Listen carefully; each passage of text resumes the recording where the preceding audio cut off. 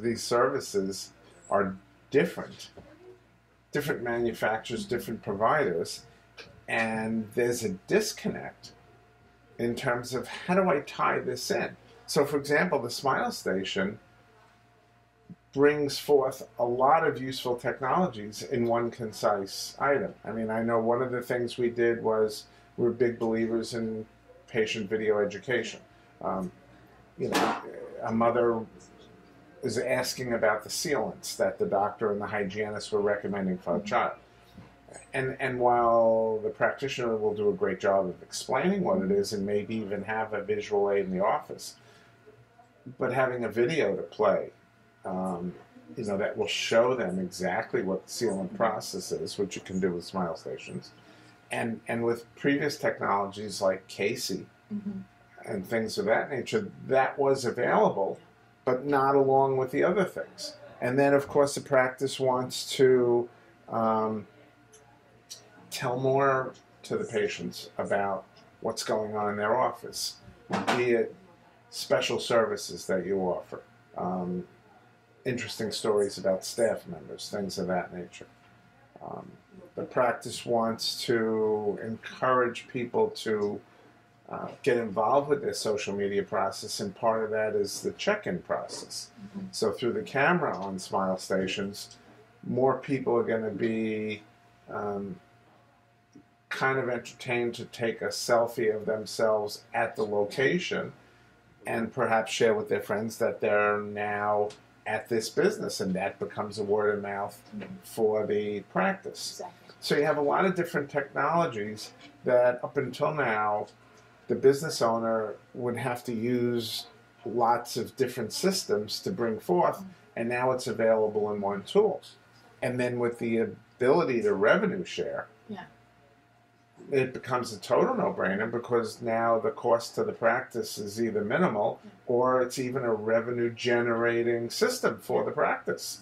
So it's completely win-win as I see it. Of course, we're not hoping that our patients will have a lot of time in the waiting room, but sometimes a short wait is unavoidable, so they're kind of a captive audience with the tool, and sometimes someone will accompany someone to the visit.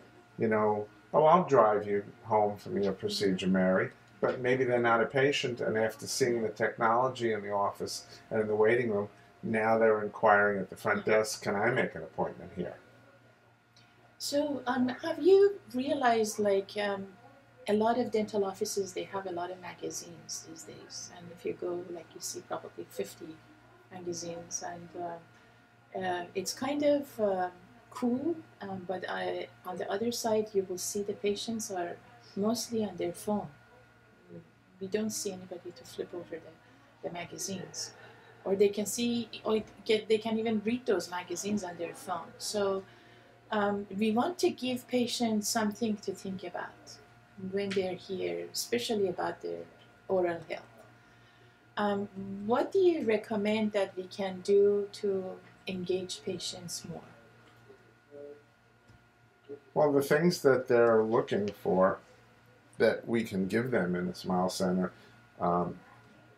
are things such as services that the office offers.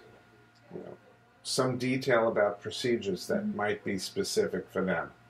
They're considering Invisalign, or they're considering an implant or whatnot. Let me find out more, and then my interest is piqued. Now I can ask the clinician for more specific details on it. So certainly education is one.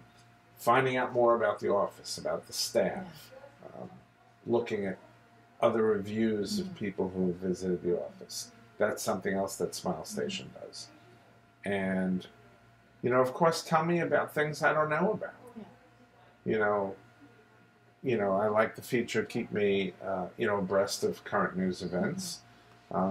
But like you said, most people are fairly up on that now, because the old days of having to wait for the 6 or 11 o'clock news, now we just get our news constantly.